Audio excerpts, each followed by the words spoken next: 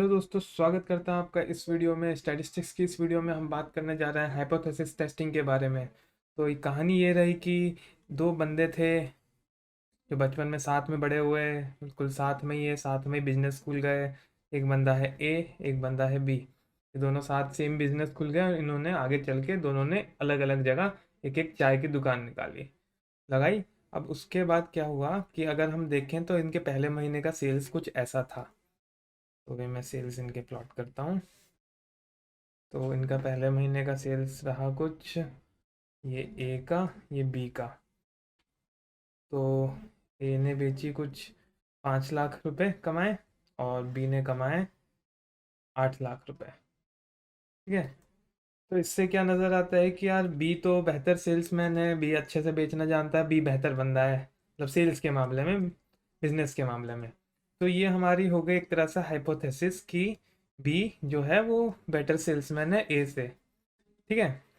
तो ये 1 महीने का डेटा था, मान लीजिए जनवरी में ऐसा हुआ था, हमने देखा कि ऐसा सीन है। तो अब क्या किया कि हमने अपनी एक हाइपोथेसिस मानी है ये कि एक एजम्पशन ले लिया ये पहले वाले केस देकर कि हाँ यार बी तो अच्छा बेच रहा है, इसे 3 लाख ज़्यादा कमाए इसने जनवरी के महीने में, तो बी शायद बेहतर सेल्समैन है। तब देखते हैं कि आगे के कुछ महीनों में क्या हुआ। आगे के महीनों में मान लीजिए ए ने हाँ बेचा है 10 लाख का, और इसने क्या कितना बेचा था, 3 लाख ज़्यादा बेचे थे ना ए ने, बी ने। तो बी ने 3 लाख ज़्यादा भी बेचे थे। तो हमने ये मान लिया अपना हाइपोथेसिस कि बी बेहतर सेल्समैन है और वो 3 लाख रुपए ज़्यादा कमा लेता है महीने में ए से। ठीक है। अब आगे क्या हुआ अगले महीने में कि ए ने बेचा 10 लाख रुपए का, बी ने बेचा 6 लाख रुपए का। ठीक है, ये फेब हो गया। फिर मार्च आया। उसके बाद मार्च में ए ने बेच दिया 6 का, बी ने बेचा 4 का। 4 4 लाख रुपए, 4 लाख रुपए की सेल्स हुई।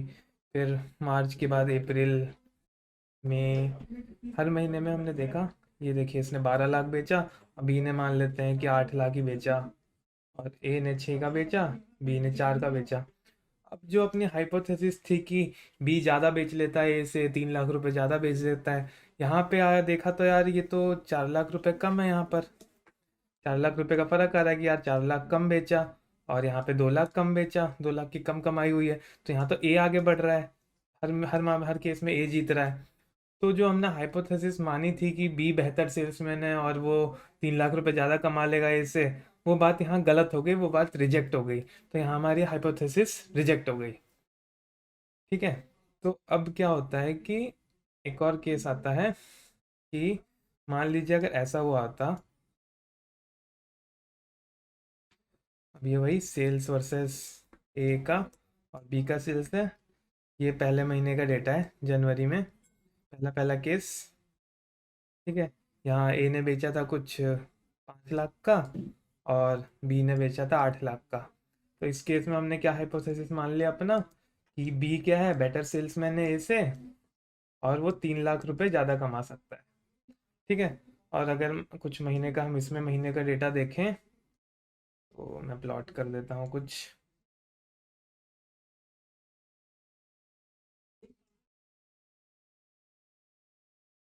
ठीक है। ये रहा सेल्स, और ये हो गया, बी हो गया। इसी को कॉपी कर देते हैं यार, इधर आ गया। एक और महीने का इधर बना लेते हैं। ऐसे ही और भी महीने का होगा, अब समझ जाएंगे मैं क्या कहना चाह रहा हूँ। ठीक है। इसमें बेचा ए ने 5 लाख का, और ये बेच दिया इसने 8 लाख का। ठीक है, ये अगले महीने का हो गया फेब का। मार्च में ये हो गया मान लो 2 लाख, ये हो गया 4 लाख। ठीक है। और यहाँ कितना, 3, यहाँ 4, ये अप्रैल का हो गया। और ये मई का डेटा मान लेते हैं कि 12 लाख, और ये बी का 15 लाख का बिजनेस हुआ। तो अगर ऐसा केस होगा तो हमने पहले क्या सोच रखा था कि जो बी है वो ए से बेहतर सेल्समैन है। ठीक है। और वो 3 लाख रुपए ज़्यादा कमा सकता है। तो इस केस में अगर देखें हम फरवरी में, हाँ बेहतर ही बेचा है और 3 लाख ज़्यादा बेचा है। यहाँ देखें मार्च में तो यार 2 लाख का ही एक्स्ट्रा, 2 लाख ही आए हैं। 2 लाख का ही फर्क है ना, मार्च में इसने 4 बेचे ही है, तो 2 लाख का ही एक्स्ट्रा बेचा है बी ने। हमने बोला था 3 लाख का बेच लेगा। और यहाँ पे क्या 1 ही लाख का फर्क है, ज़्यादा बेच लिया है लेकिन 1 लाख ही ज़्यादा बेचा, 3 लाख नहीं बेचे जो हमने पहले कैश किया था। और यहाँ पर देखो 3 लाख का है। तो इससे बात यह आती है कि हमने जो स्टार्टिंग में एज्यूम किया था 3 लाख ज़्यादा बेचेगा, वो तो सिर्फ 1 महीने का डेटा था, जनवरी का डेटा के बेसिस पे किया था। चाहते तो हम क्या ये मार्च का डेटा ले लेते और इसके हिसाब से कह लेते कि हाँ, इसके हिसाब से अगर क्या कहते हैं, अगर सबसे पहले हमने एक्सपेरिमेंट किया होता और मार्च से एक्सपेरिमेंट मान लीजिए शुरू किया होता, तो अपना रिजल्ट तो ये आया होता। और हम बोलते कि बी ए से ज़्यादा बेचता है और 2 लाख रुपए ज़्यादा बेच देता है, 2 लाख रुपए एक्स्ट्रा बेचता है। तो क्या फिर हम यही हाइपोथेसिस बना लेते कि यार ये बी अच्छा सेल्समैन है और 2 लाख रुपए एक्स्ट्रा कमाता है। तो ये तो फिर जो अमाउंट है ना, वो तो स्टार्टिंग जिससे करी है उस पर्टिकुलर डेटा पे डिपेंड कर रहा है ना, जहाँ से हमने शुरुआत करी है।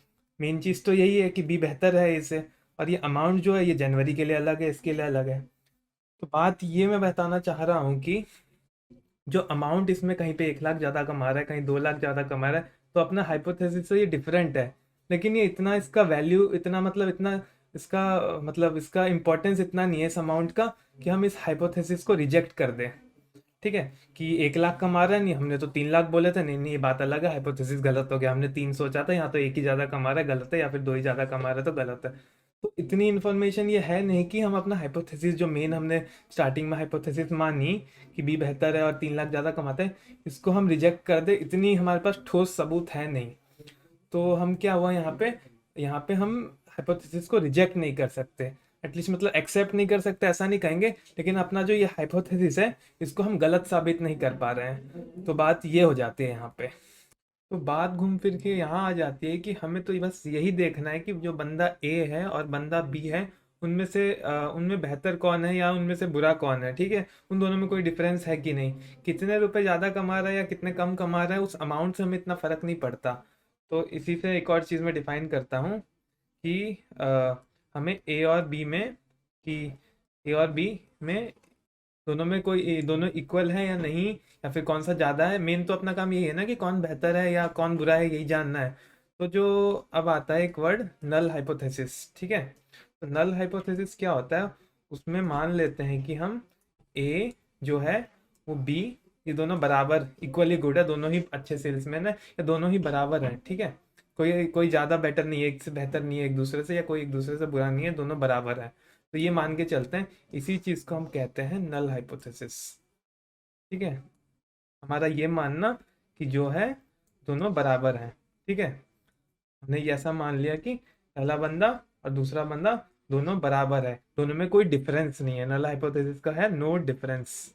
ठीक है, कीवर्ड्स कुछ कुछ मैं लिख रहा हूँ जिसको ध्यान रखिएगा, इसको आप कहीं नोट्स कर लीजिए ताकि आपको याद रहे कि मेन चीज़ क्या है। नल हाइपोथेसिस में कोई डिफरेंस नहीं होता, ये मान के चल रहे हैं इसमें और इसमें कोई डिफरेंस नहीं है, दोनों बराबर है।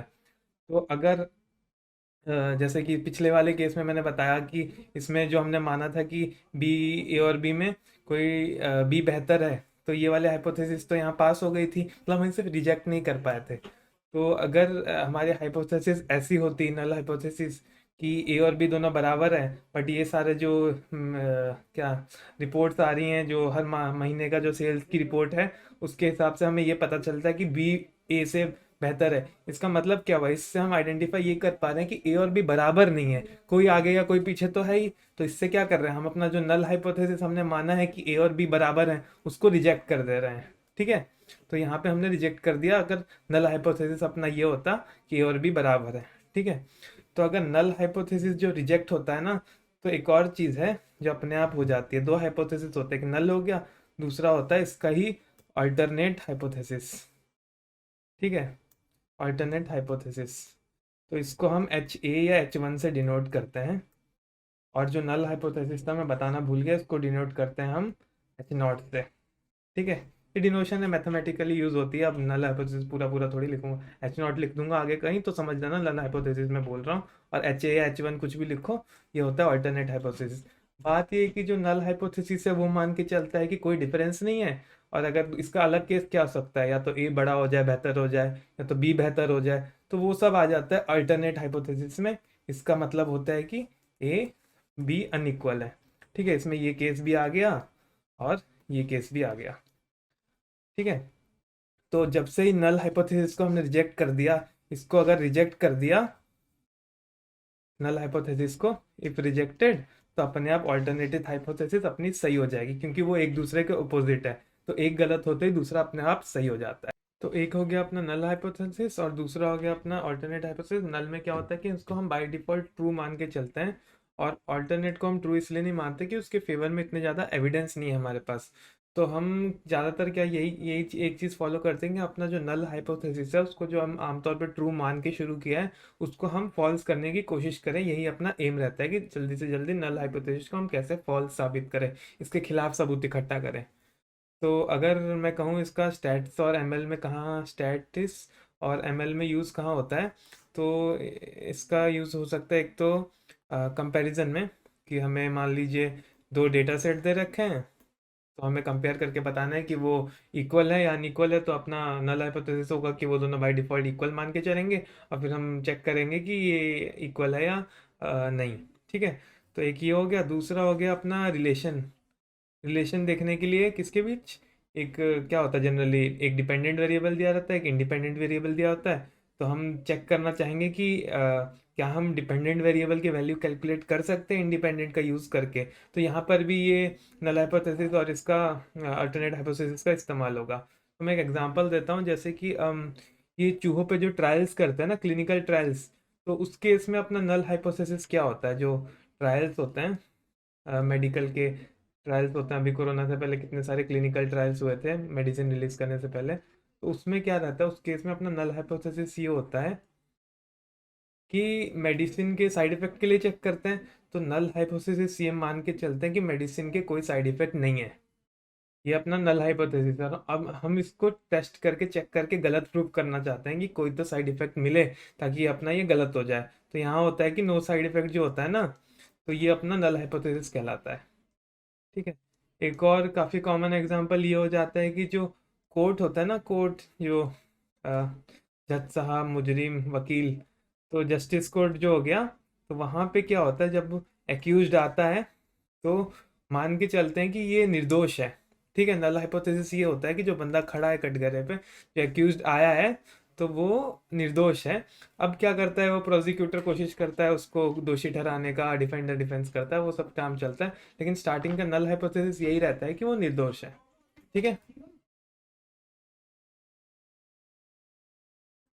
ठीक है। और इसका दूसरा क्या हो गया, ऑल्टरनेट हाइपोथेसिस है कि वो गिल्टी है। ठीक है। तो इस वीडियो में बस इतना ही, और बाकी इन्फॉर्मेशन और बाकी हम आगे देखेंगे कि कैसे कैसे हम करते हैं हाइपोथेसिस टेस्टिंग अगले वीडियोस में। Good bye.